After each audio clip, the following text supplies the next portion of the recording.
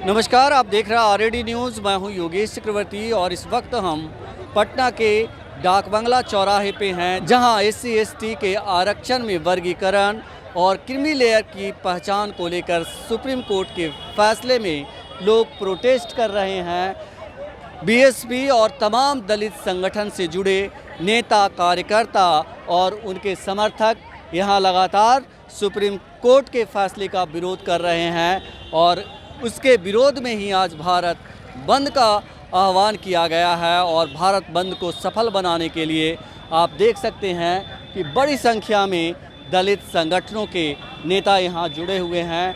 हम बात करते हैं कुछ नेताओं से और जानने की कोशिश करते हैं कि इनका क्या कहना है। हमारे साथ बीएचपी के डॉक्टर लालजी विधानसी साहब हैं। हम आइए इनसे बात करते हैं। आप लोग सड़क पर उतरे हैं, क्या कहना चाहते हैं? आज पूरे देश में दलित और आदिवासी समुदाय के लोगों ने भारत बंद का आह्वान किया था।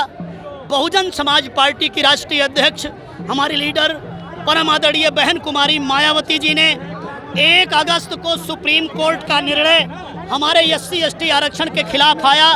देश का कोई भी राजनीतिक दल, देश का कोई भी लीडर, देश का कोई भी तथाकथित अपने आप को बुद्धिजीवी कहने वाला हमारे आरक्षण के प्रोटेक्शन में कोई बयान नहीं दिया। माननीय बहन कुमारी मायावती जी ने 4 अगस्त को प्रेस कॉन्फ्रेंस करके 4 पृष्ठों का अपना प्रेस नोट दे करके पूरे देश के लोगों को आगाह किया कि ये जो सुप्रीम कोर्ट का निर्णय आया है ये भारतीय संविधान की मंशा के अनुरूप नहीं है। ये भारतीय संविधान की धारा 341, 342 पर कुठाराघात है। उस निर्णय के द्वारा 1 अगस्त को जो आया ये कह दिया गया कि राज्य सरकारों को ये अधिकार होगा कि वो अपने अपने राज्य में वो एससी एसटी वर्गों में वर्गीकरण कर सकेंगी, वो क्रीमी लेयर का प्रावधान ला सकेंगी। ये अधिकार राज्य सरकारों को संविधान ने नहीं दिया है। ये अधिकार मात्र पार्लियामेंट को है, मात्र सदन को है, मात्र देश के राष्ट्रपति को है। इसलिए बहन जी ने आवाज उठाई और कहा कि केंद्र की सरकार को तुरंत सत्र में बढ़ोतरी करके या इमरजेंसी सेशन बुला करके तुरंत संविधान में संशोधन विधेयक लाना चाहिए और सुप्रीम कोर्ट के इस निर्णय को बदलना चाहिए और उस संशोधन विधेयक को 9वीं अनुसूची में डाल दिया जाना चाहिए ताकि भविष्य में फिर कभी एससी एसटी के वर्गों पर कोई कुठाराघात ना हो सके। कोई राज्य सरकार उनको आरक्षण देने के नाम पर आपस में लड़ाए नहीं, आपस में विवाद नहीं करवाए, अलगाववाद न पैदा करे। ये जो एससी एसटी वर्ग की जातियां हैं ये सभी जातियां समान रूप से अपना जीवनचर्या करती हैं। ये सभी होमोजीनियस हैं। बाबा साहेब डॉक्टर अम्बेडकर ने इन सभी जातियों को इकट्ठा करके एक सूची बनाई, एक शेड्यूल बनाई। इस प्रकार से शेड्यूल कास्ट, शेड्यूल ट्राइब की सूची बनी। इस सूची में बदलाव करने का अधिकार या सूची को डिस्टर्ब करने का अधिकार किसी भी राजनीतिक पार्टी, किसी भी राज्य सरकार को नहीं जाना चाहिए। लेकिन आप कह रहे हैं कि सूची है, वर्गीकरण नहीं हो सकता।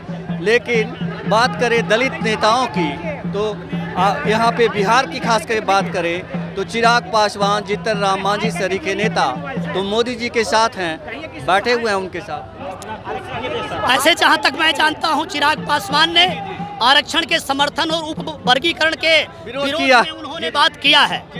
तो लेकिन अगर एक दो नेता वो आरक्षण के समर्थन में, एससी एसटी वर्गों के समर्थन में वो नहीं कह रहे हैं तो मेरा साफ तौर पे कहना है वो एससी एसटी वर्गों के हिमायती नहीं हैं। वो बेचारे वो कुर्सी के मारे हुए हैं, वो कुर्सी चोर हैं, वो अपने कुर्सी के हिमायती हैं।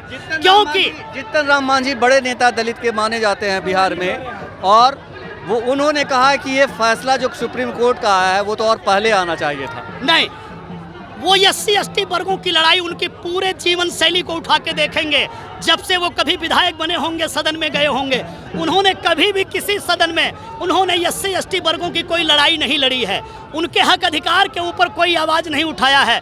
वो तो बेचारे मात्र विधायक और सांसद मंत्री बनना चाहते हैं, वो कभी भी इन वर्गों की लड़ाई नहीं लड़ते हैं।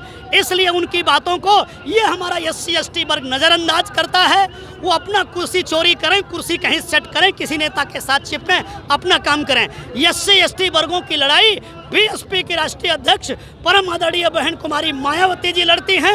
आज एससी एसटी वर्ग के लोग अपने हक हकूक की लड़ाई के लिए पूरे देश में उन्होंने भारत बंद का आह्वान किया है और आज वो सड़कों पर हैं पूरे देश में। ये फैसला कोर्ट का है, लेकिन अभी लेटरल एंट्री को लेकर के भी मामला गरमाया हुआ है और कल ही जो है सरकार ने लेटरल एंट्री से पीछे कदम किया है कि भाई हम जो लेटरल एंट्री के जरिए बहाली करने वाले थे उसको फिलहाल रोक दिया है।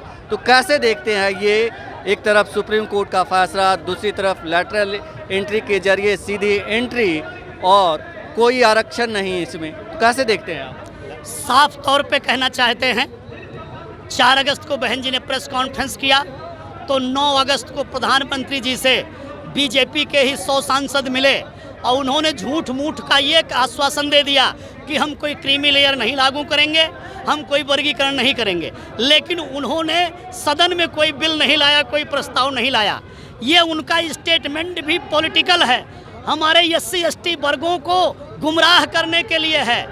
और दूसरा जो आपने सवाल किया कि लेटरल एंट्री के जरिए वो जो पद क्रिएट करने वाले थे अगर वो वापस लाए हैं तो डर में और भय में, क्योंकि 4 तारीख के बाद से ही एससी एसटी वर्गों के लोगों ने अनाउंस कर दिया था कि 21 तारीख को हम भारत बंद करेंगे। वो डर के मारे, भय में, उनका भय और डर हम लोगों को अच्छा लगता है, लेकिन और थोड़ा अच्छा लगेगा वो संविधान में संशोधन करके और हमारे रिजर्वेशन को सुरक्षित करें, सुप्रीम कोर्ट के आदेश निर्णय को वो बदलने का प्रयास करें। ये उन्होंने जो लेटरल एंट्री वाला अपना वापस लिया है, इसके लिए हम उनका स्वागत करते हैं। उनका भय वाजिब है और ये भय बना रहना चाहिए। आपको लगता है कि जो सुप्रीम कोर्ट का फैसला आया है एससी एसटी के आरक्षण में सब कैटेगरीज और क्रीमी लेयर की पहचान को लेकर के, इससे आप लोग का जो आरक्षण है वो खतरे में पड़ जाएगा? बिल्कुल हमारा आरक्षण खतरे में पड़ जाएगा, क्योंकि इसमें एक बात जो फैक्चुअल है वो कहना चाहते हैं। हमारी तमाम एससी एसटी वर्ग की जातियां हैं, कुछ जातियों की स्थिति ज़्यादा आर्थिक रूप से कमज़ोर रही है, उनके लिए सरकारों को ये प्रावधान करना चाहिए था कि उनके शिक्षा की अच्छी सुविधा करते, उनके लिए अच्छा विद्यालय बनाते, उनके ड्रेस का कॉपी किताब भोजन की अच्छी व्यवस्था करते, वो भी पढ़े लिखे लोग होते तो आज मुख्य धारा में और रिजर्वेशन में पूरे एससी एसटी वर्ग के समूह के साथ खड़े होते। अगर उनको पिछाड़ने का काम किसी ने किया है तो केंद्र की कांग्रेस की सरकार लंबे अरसे रही है और अभी बीजेपी की सरकार 10 साल बीत गई, एक बार वाजपेयी जी की भी सरकार रही है। अगर हमारे उन भाइयों को शिक्षा में अच्छी सुविधा देते तो आज ये समस्या हमारी सॉल्व हो जाती।